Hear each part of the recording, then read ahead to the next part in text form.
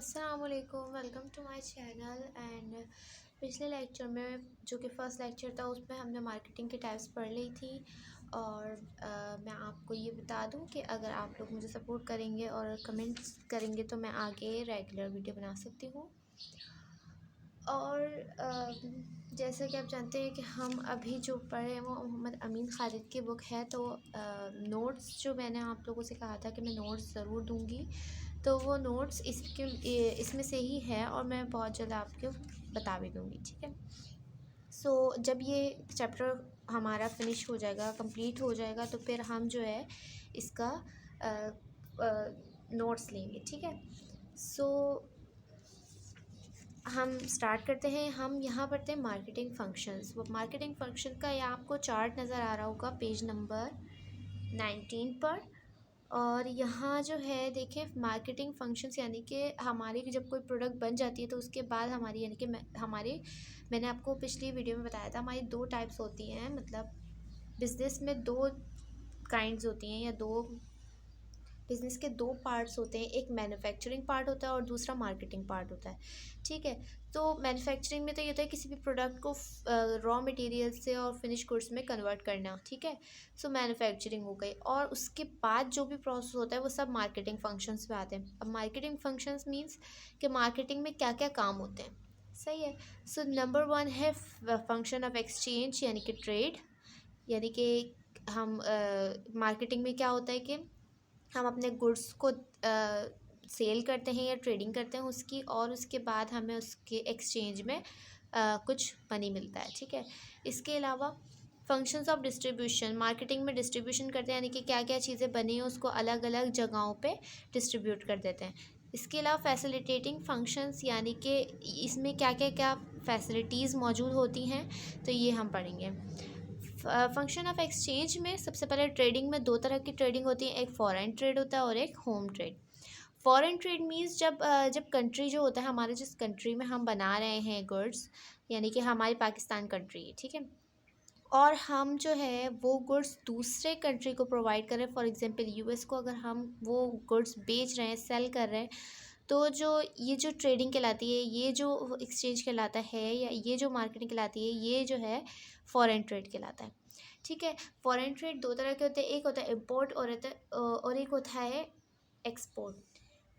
सो import में क्या होता है, इम्पोर्ट का मतलब है अंदर आना, यानी कि जब यूएस हमें भेजेगा कोई गुड्स, ठीक है, यानी कि यूएस हमारे साथ ट्रेड करेगा तो वो हमें अगर कोई गुड्स भेजेगा तो वो इम्पोर्ट कहलाता है, यानी कि हम अपने कंट्री में उसको इम्पोर्ट कर रहे हैं। और जब हम अगर बाहर भेजेंगे, यानी कि दूसरे कंट्री में हम अपनी गुड्स भेजेंगे, तो वो कहलाता है एक्सपोर्ट। दोनों इंपोर्ट और एक्सपोर्ट में दो चीज़ें होती है, बाइंग एंड सेलिंग। यानी कि बाइंग होती हम बाय करते हैं तो वो इंपोर्ट कहलाता है, और सेल करते हैं तो वो एक्सपोर्ट कहलाता है। यानी कि वो लोग सेल करते हैं और हम बाय करते हैं, इस तरीके से होता है, ठीक है। इसके अलावा फंक्शंस ऑफ डिस्ट्रीब्यूशन में दो तरह की होती हैं, यानी कि मार्केटिंग में देखें, एक तो ये हो गया ट्रेडिंग होती है।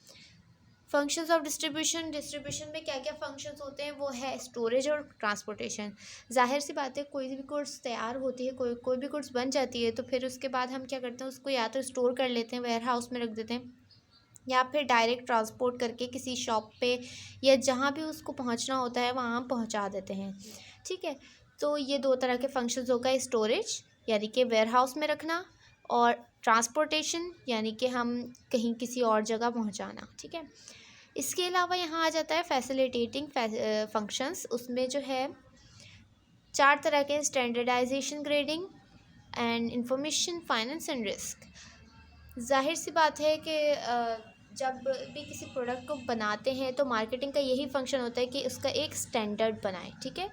यानी कि एक कोई ना कोई वो उसकी प्रोडक्ट की क्वालिटी जो है बनाए, ठीक है, मार्केटिंग में। इसके अलावा क्या होता है कि इन्फॉर्मेशन जो है हमें उस प्रोडक्ट की मिलती है मार्केटिंग फैसिलिटीज़ से, और फाइनेंस मिलता है आपको। फाइनेंस का मैंने पहले ही बता दिया था, कैपिटल या किसी भी किस्म के मनी रिसोर्सेज वो कहलाते हैं फाइनेंस, ठीक है। इसके अलावा रिस्क ज़रूर होता है, ज़ाहिर है कोई प्रोडक्ट अगर नहीं बिकी तो फिर हमें कोई ना कोई लॉस हो सकता है, उसका रिस्क हो सकता है, ठीक है। तो ये थे हमारे मार्केटिंग फंक्शंस। अब नेक्स्ट आ जाते हैं हम इंडस्ट्रीज़ पर। इंडस्ट्रीज़ जो हैं कोई भी ऐसी जगह जहाँ कोई भी चीज़ यानी कि गुड्स मैन्युफैक्चर हो रही है, वो चीज़ इंडस्ट्री कहलाती है। इंडस्ट्रीज़ बहुत तरह की होती हैं, जहाँ भी कोई बिजनेस एक्टिविटी हो रही हो वो सब। अब इसमें बहुत सारी इंडस्ट्रीज़ की डेफिनेशंस हैं। An industries is a commercial undertaking that provides services as catering, hotel, tourist, entertainment, ETC. ये वाली भी एक इंडस्ट्री होती हैं। और जो है इसके अलावा as oh industries has also been defined as all those business and economic activities which result in the creation of goods and services। इसमें कह रहे हैं कि इंडस्ट्री एक को ऐसे डिफाइन किया जा सकता है कि वो सारे बिजनेसेस जो या फिर इकोनॉमिक एक्टिविटीज़ जिसके नतीजे में यानी कि जिसके रिज़ल्ट में हमें क्या मिले, क्रिएशन ऑफ गुड्स या सर्विसेज। ज़ाहिर है बिज़नेस किसी चीज़ की गुड्स की क्रिएशन में ही जो है हम तभी जो है बिज़नेस करते हैं किसी भी गुड्स को बनाने में। तो जहाँ भी ये गुड्स बन रही हैं या सर्विसेज बन रही हैं, क्रिएट हो रही हैं, तो उस जगह को कहते हैं इंडस्ट्रीज़, उन बिजनेस को कहते हैं इंडस्ट्रीज़। अब बिजनेस यहाँ इंडस्ट्रीज़ हमें यहाँ दो तरह की हैं, manufacturing and by group. By manufacturing में ये होता है कि किसी भी रॉ मटेरियल को यानी कि through industrial activity raw material are converted into new shape which is different from its previous characteristics and becomes more useful. For example, cotton is converted into yarn and yarn converted into clothes। यानी कि industrial activity manufacturing इसमें क्या है कि किसी भी raw material को हम किसी न्यू शेप में, किसी न्यू चीज़ में, नई चीज़ में जो है हम उसको कन्वर्ट करते हैं, तो वो जो है मैन्युफैक्चरिंग कहलाता है। जिससे उसकी प्रीवियस कैरेक्टरिस्टिक्स यानी कि पुरानी जो भी उसकी खुसूसियात होती हैं वो जो है और अच्छी तरह यूज़फुल हो जाएं, यानी कि हम उस वो हमारे लिए जो है यूज़ करने के काबिल हो जाए। ठीक है, फॉर एग्ज़ाम्पल कॉटन होता है। ठीक है, कॉटन पहले धागे में जो है बनता है, उसके बाद उसके क्या बन जाते हैं, क्लोथ्स बन जाते हैं, तो वो हमारे पहनने के काम आता है। खाली कॉटन तो हमारे वैसे इतना ज़्यादा कोई काम नहीं आता, लेकिन जब उसकी मैन्युफैक्चरिंग हो जाती है, वो कुछ और बन जाता है, क्लोथ्स बन जाते हैं, तो वो हम रोज़मर्रा की ज़िंदगी में पहनते हैं।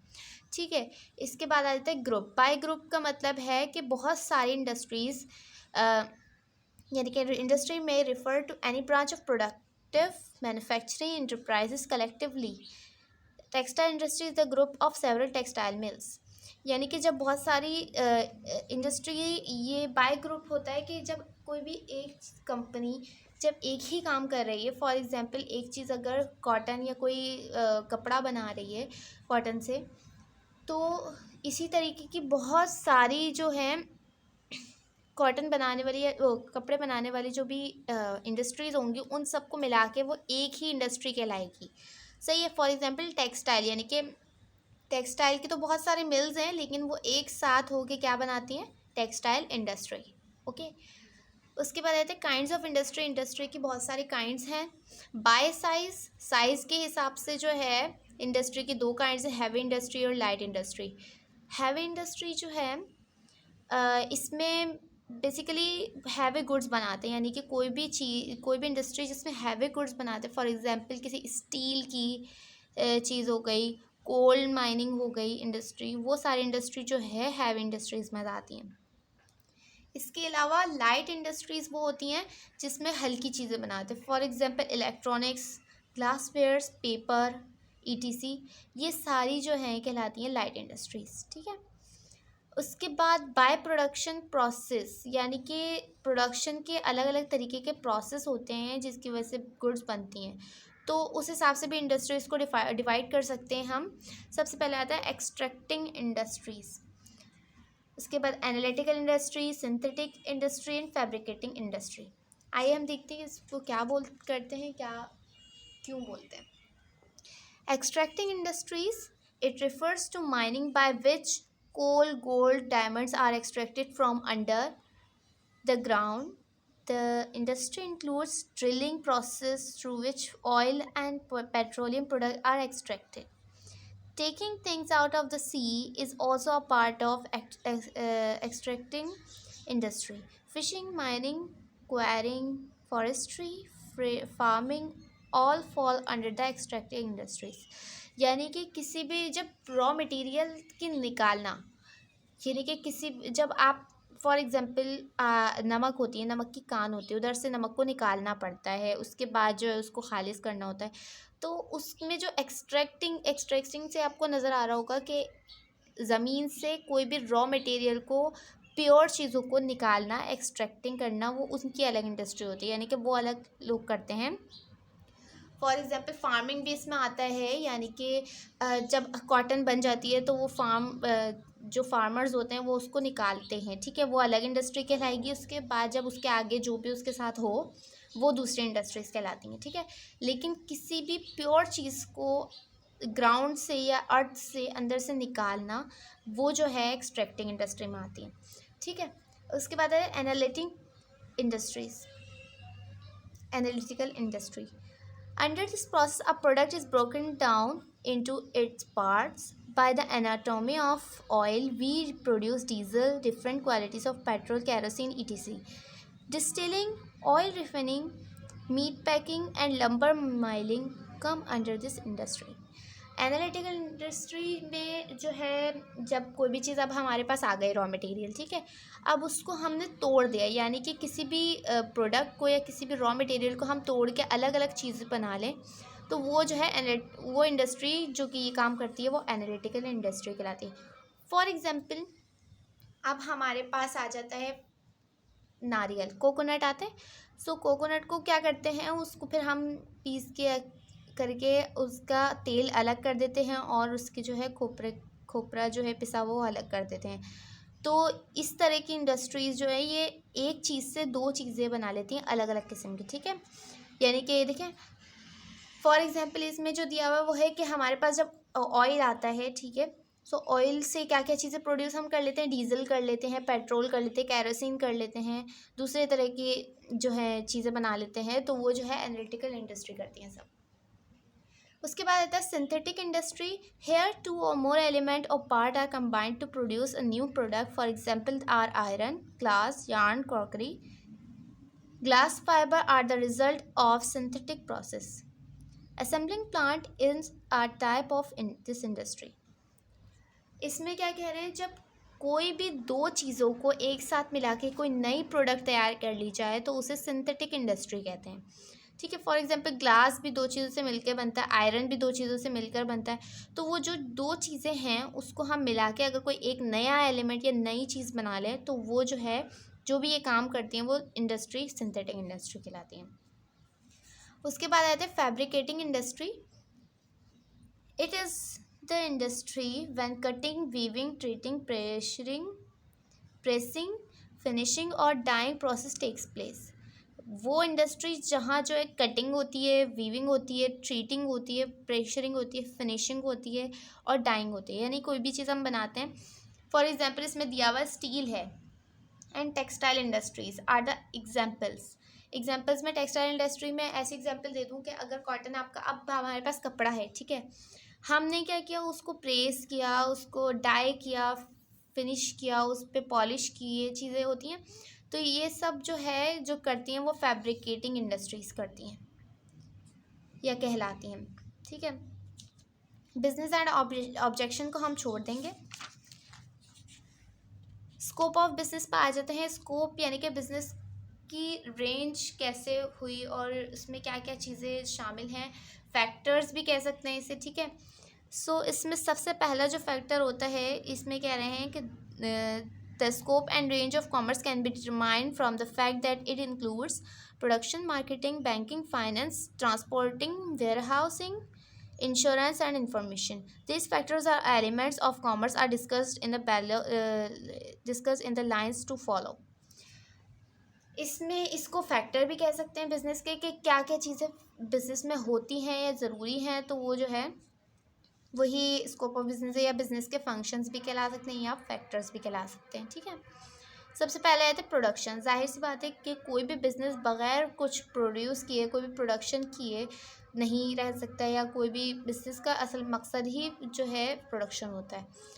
तो business function start with the planning for production which is conversion of material from one form to another, यानी कि बिजनेस का फंक्शन ही स्टार्ट प्लानिंग से होता है, प्रोडक्शन की प्लानिंग से, जिसमें क्या होता है कि किसी भी मटेरियल को एक फॉर्म से दूसरी फॉर्म में कन्वर्ट करने को कहते हैं, ठीक है। It requires the purchase of raw material, machinery and equipment and hiring different classes of laborers. Production, which is commercial activity, has four factors without which it cannot takes place. They are land, labor, capital and entrepreneurship. So production, जाहिर सी बात है, जब भी कोई business start करते हो तो हमें सबसे पहले प्रोडक्शन चाहिए होती है, और प्रोडक्शन के लिए हमें बहुत सारी चीज़ें चाहिए होती हैं। स्पेशली इसमें 4 चीज़ें हैं जो कि हमें लाजमन चाहिए। एक तो ये है कि रॉ मटेरियल हमें चाहिए होता है। कोई भी ज़ाहिर चीज़ बनाएंगे तो उसके लिए सबसे पहले कोई मटेरियल होना ज़रूरी है, उसके बगैर नहीं बनेगी। दूसरी चीज़ मशीनरी, मशीनरी जब तक नहीं होगी तो वो रॉ मटेरियल फर्निश में कन्वर्ट नहीं हो सकता। थर्ड चीज़ इक्विपमेंट, ज़ाहिर है हमें अब हिसाब किताब करने के लिए पेंसिल्स चाहिए होंगी, और बैठने के लिए चेयर चाहिए होगी, और चीज़ें चाहिए होंगी। और इसी तरह hiring different class of labourers, यानी कि ज़ाहिर है अब मशीन है तो उसको चलाने के लिए तो कोई ना कोई चाहिए होगा, ठीक है। तो हम उसके लिए हम लेबर्स रखते हैं। लेबर्स वो होते हैं जो काम करते हैं, ठीक है। सो ये चीज़ें लाजमी ज़रूरी है। There are land, labour, capital, entrepreneurship, यानी कि हमें उसकी नॉलेज भी होनी चाहिए। ज़ाहिर है कि बिज़नेस की नॉलेज नहीं होगी तो हम वो बिज़नेस नहीं कर सकते। हमें पता होगा कि इसमें ये चीज़ होती है और ये चीज़ नहीं, तो हम उसको अच्छी तरीके से कर सकते हैं।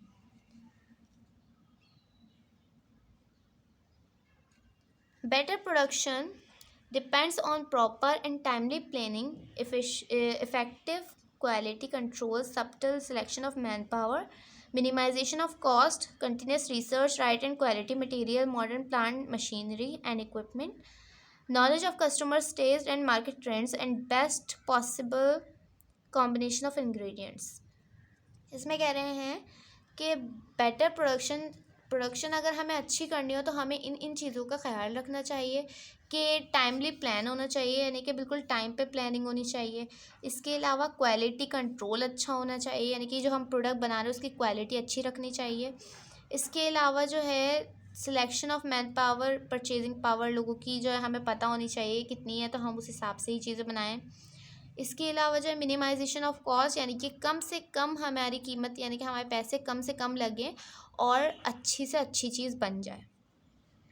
इस तरह continuous research, right and quality material. Continuous research यानी कि हर वक्त हमें रिसर्च करती रहनी चाहिए कि मार्केट में क्या ट्रेंड चल रहा है, क्या चीज़ें चल रही हैं, तो हम उस हिसाब से अपनी प्रोडक्ट को बनाएं। राइट एंड क्वालिटी मटेरियल अच्छा होना चाहिए। और modern plant machinery and equipment, यानी कि नए ज़माने के हिसाब से हमारी मशीनरी होनी चाहिए, क्योंकि रोज़ रोज़ जो है नई नई मशीनरीज आती रहती हैं, अलग अलग तरह की न्यू टेक्नोलॉजीज़ आ रही हैं, तो उस हिसाब से हमें मशीनरी का भी ख्याल रखना चाहिए कि बहुत ही पुरानी घिसी पिटी चीज़ ना हो, और अच्छी मशीनरी हो जो मॉडर्न दौर के हिसाब से जो है चल जाए और उससे अच्छी चीज़ें बने। इसी तरह knowledge of customer taste and market trends and best possible combination of ingredients. इसी तरह हमें ये पता होना चाहिए, हमें नॉलेज होनी चाहिए कस्टमर्स टेस्ट की कि कस्टमर चाहता क्या है, यानी कि हम और मार्केट में ट्रेंड क्या चल रहा है, लोग बहुत ज़्यादा क्या चीज़ को प्रेफर कर रहे हैं, तो हम वो चीज़ बनाएं तो वो बहुत ज़्यादा अच्छा होता है। इसके अलावा मार्केट में क्या ट्रेंड चल रहा है, क्या फ़ैशन चल रहा है। अगर हमारी कोई कपड़े बनाने की इंडस्ट्री है तो, या कपड़े बनाने का बिज़नेस है, तो हम जो है लेडीज़ सूट पे किस टाइप के सूट आजकल ज़्यादा चल रहे हैं, तो हम उस टाइप के सूट बनाएंगे तो हमारी जो है कॉस्ट भी कम रहेगी और हमें सेल्स ज़्यादा होंगी और हमें प्रॉफिट भी उतना ही ज़्यादा होगा, क्योंकि वो लोग ख़रीदेंगे। इसके बाद आते हैं बैंकिंग एंड फाइनेंस पे। फाइनेंस मैंने आप लोगों को बता दिया था कि फाइनेंस क्या चीज़ है, किसी भी मनी रिसोर्सेज को फाइनेंस कहते हैं। Banking and finance are part of parcel of commerce. By performing the services, commerce is able to finance the needs of the business firms through banking. Producers and middlemen get the needed fund. Banking caters to the financial needs of business. Banking and finance भी एक part है इस commerce का या business का, ठीक है। सो इसमें यानी कि ये प्रोवाइड करता है फाइनेंस। सिंपल सी बात है कि जब कोई भी बिज़नेस होगा तो उसके लिए फ़ाइनेंस हमेशा ज़रूरी होता है, तो वो बैंक प्रोवाइड करते हैं, सही है। इसके अलावा जो है finance the life blood of business. Every commercial activity requires capital and loans. Funds can be obtained through the following resources. Finance जो है लाइफ ब्लड है बिज़नेस का, ये भी आपको बता चुके हैं। कोई भी कमर्शियल एक्टिविटी या बिज़नेस की एक्टिविटीज़ जो है परफॉर्म नहीं हो सकती अगर हमारे पास कैपिटल लोन्स वगैरह ना हो। सही है। क्या फाइनेंस में 3 चीज़ें होती हैं, ये आप लोगों को पता होगा, ये मैंने पहले बता दिया था। बहुत सारी चीज़ें होती हैं, 3 वैसे ही लिखी हुई हैं, कैपिटल, लोन्स और बॉन्ड, रिटेन अर्निंग। अच्छा, ये वाले बॉन्ड्स ये प्राइस बॉन्ड नहीं है। ये बॉन्ड जो है एक तरह से वो बॉन्ड्स होते हैं जो लोगों को देते हैं लोन लेने के लिए। यानी कि अगर किसी कंपनी को लोन चाहिए होता है तो वो क्या करती है कि अपने बॉन्ड्स जो है दे देती है और उसके ज़रिए पैसे ले लेती है।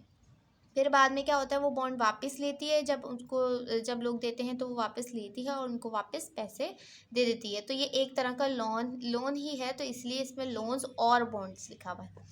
ठीक है, रिटेन अर्निंग हो गई। उसके बाद आते हैं ट्रांसपोर्टेशन पे। नंबर 3 जो है हमारा फैक्टर है बिज़नेस का, वो ट्रांसपोर्टेशन है। जब भी कोई प्रोडक्ट बनती है तो उसकी ट्रांसपोर्टेशन ज़रूरी होती है। ज़ाहिर है, एक जगह से हमें दूसरी जगह पहुंचाना है, जहां कस्टमर्स हैं, जहां शॉप्स हैं, तो ट्रांसपोर्टेशन हर बिज़नेस में ज़रूरी होती है। Transportation is so important activity that no business can be performed without it. Transporting starts immediately after production. It refers to moving goods from the point of production to the point of consumption. It helps the producer dispose of their goods and to the far and needy markets. It creates place utility. Quick and modern means have made it possible to send goods in any part of the globe at a very short period. In a very short period. वैसे ये इतना ज़्यादा बड़ा ज़रूरी नहीं है, ये इतना ही काफ़ी है जिसमें ट्रांसपोर्टेशन के बारे में बता रहे हैं। ट्रांसपोर्टेशन बहुत ही इंपॉर्टेंट एक्टिविटी है और जिसके बगैर कोई भी बिज़नेस नहीं चल सकता। ट्रांसपोर्टेशन जब स्टार्ट हो जाती है, जब भी प्रोडक्शन हो जाती है तो उसके बाद ही फ़ौरन ट्रांसपोर्टेशन स्टार्ट हो जाती है। यानी कि हमारी कोई प्रोडक्ट बन गई, अब ट्रांसपोर्टेशन स्टार्ट होगी, यानी कि वो गुड्स हमारी फैक्ट्री से जो कस्टमर्स हैं वहाँ तक जाएगी, तो ये ट्रांसपोर्टेशन कहलाता है। It refers to moving goods from the point of production, यानी कि हमारी फैक्ट्री जहाँ हमारी वो चीज़ बनी है, point of production, to the point of consumption use करने को कहते हैं, या खाने को, कोई अगर हमारी खाने की चीज़ है तो वो जब तक कंज्यूम नहीं हो जाती तो वो यानी कि यूज़ करने को कंजम्पशन कहते हैं। तो जहाँ ये चीज़ यूज़ होती है तो वहाँ तक पहुँच जाए तो इसे ट्रांसपोर्टेशन कहते हैं। There are many means of transportation that includes 3 routes, with land, air and sea. 3 तरह की हमारे पास ट्रांसपोर्टेशन मौजूद है, जो कि लैंड से होती है, एयर से होती है और सी से। Most commonly used means is marine transport, which is the lowest in cost or used for shipping heavy or voluminous goods. अब इधर 3 तरह के हमारे पास ट्रांसपोर्टेशन है। नंबर 1 है लैंड मीन्स यानी कि ज़मीन पे जो भी हमारी ट्रांसपोर्टेशन होती है, कार से, ट्रक से, तो वो सब लैंड में आती हैं। इसके अलावा एयर यानी कि एरोप्लेन में चीज़ें भेजी जाती हैं, तो जो भी गुड्स भेजे जाते हैं वो सब एयर में आ जाते हैं। और सी का मतलब है कि समंदर के ज़रिए हम जो शिप्स में ट्रांसपोर्ट करते हैं चीज़ों को, वो जो है सी कहलाते हैं। और जो ज़्यादातर कॉमनली यूज़ होता है और जिसकी कॉस्ट भी कम लगती है वो ज़्यादातर होता है मैरीन ट्रांसपोर्ट यानी कि ट्रांसपोर्टेशन बाय सी, यानी कि शिप्स में ट्रांसपोर्ट जो होती है, शिप्स में, बड़ी बड़ी शिप्स में जो गुड्स ट्रांसपोर्ट होते हैं, ख़ास तौर पर जो हैवी गुड्स होते हैं वो ज़्यादातर जो है शिप्स में ट्रांसपोर्ट होते हैं और मैरीन ट्रांसपोर्टेशन के ज़रिए। और जो लाइट गुड्स होते हैं वो एयर यानी कि एरोप्लेन में, यानी कि गोल्ड हो गया और जो कांच की चीज़ें हो गई, तो वो जो ट्रांसपोर्टेशन होती है वो एरोप्लेन के ज़रिए होती है। बाकी जो ज़्यादा भारी वॉल्यूमिनस गुड्स होते हैं वो सब जो है शिप्स के ज़रिए ट्रांसपोर्ट होते हैं। Most of the world trade takes place by sea. ज़्यादातर पूरी दुनिया में सबसे ज़्यादा जो ट्रेडिंग होती है वो बाय सी होती है। इसके आगे का भी ज़्यादा नहीं पढ़ेंगे क्योंकि आप बिल्कुल एक एक चीज़ पढ़ेंगे वो तो आप लोगों को पढ़ने में ही समझ आ जाएगी। जो इम्पॉर्टेंट चीज़ है वो बतानी ज़रूरी है और वही मैं बता रही हूँ, क्योंकि फिर ये वीडियो भी बहुत लंबी हो जाएगी। ओके, तो इसके बाद आए थे स्टोरिंग एंड वेयर हाउसिंग। ज़ाहिर सी बात है, जब भी कोई गुड बनती है तो उसको कहीं ना कहीं तो रखना होता है। बहुत सारी गुड्स एक साथ बनती हैं तो हम रखेंगे कहाँ, तो उसके लिए हम क्या करते हैं, एक जगह बनाते हैं, एक कमरा बना देते हैं और उसके अंदर चीज़ें रख देते हैं, तो वो वेयर हाउस कहलाते हैं। Without storing, commercial functions cannot be imagined. Goods must be stored before they are sold. बगैर स्टोर किए कोई भी कमर्शियल फंक्शन नहीं हो सकता.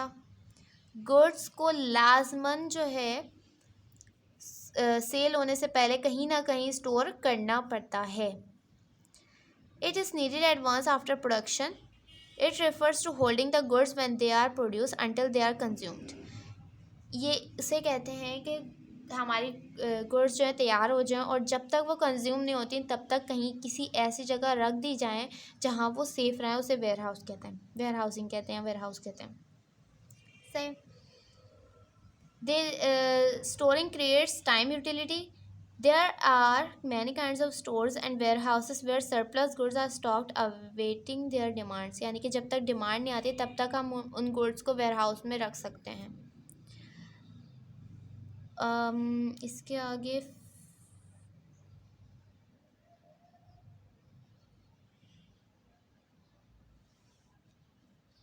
हम यहाँ से पढ़ते हैं. अब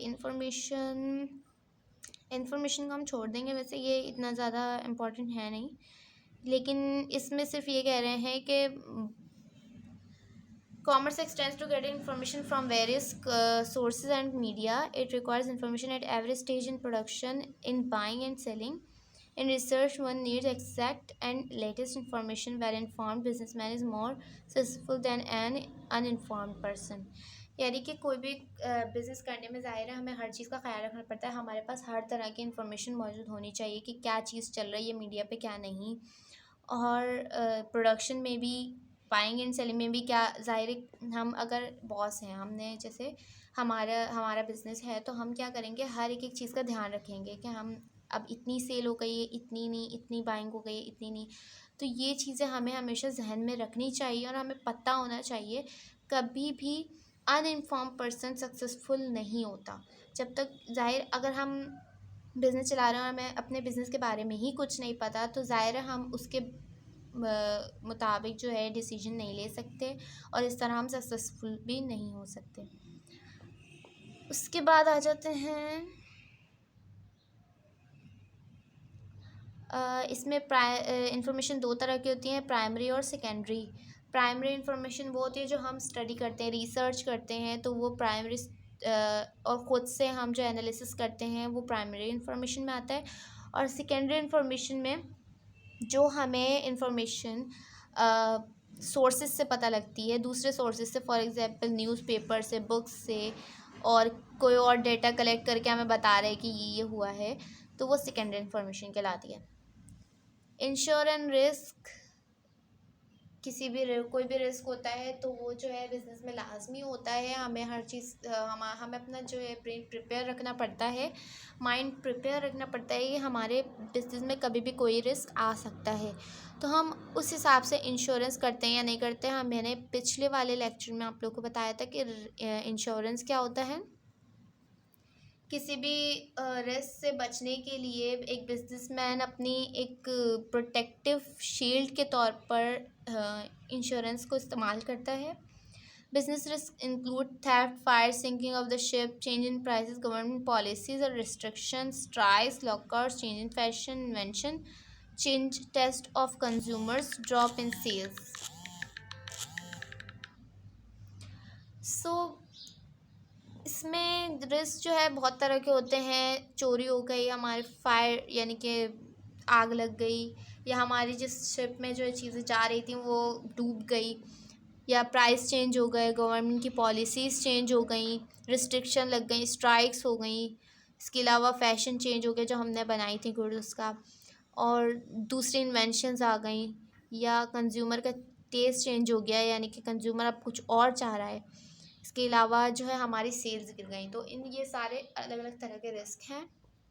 उसके लिए रिस्क में भी classified as insurable risk, uninsurable risk. ये हम लोगों ने बताया था, मैंने बताया था जो कि इंश्योरेबल रिस्क वो होते हैं जिनका इंश्योरेंस हो सकता है. यानी कि हम इंश्योरेंस में मैंने आपको बताया था कि हम थोड़े थोड़े करके पैसे जो है इंश्योरेंस कंपनी को जमा करवाते हैं, और जब हमारे कोई नुकसान हो जाता है, कोई चीज़ हो जाती है, तो वो हमें हमारे पैसे जो है वापस कर देता है, जिससे हम उसकी भरपाई कर सकते हैं.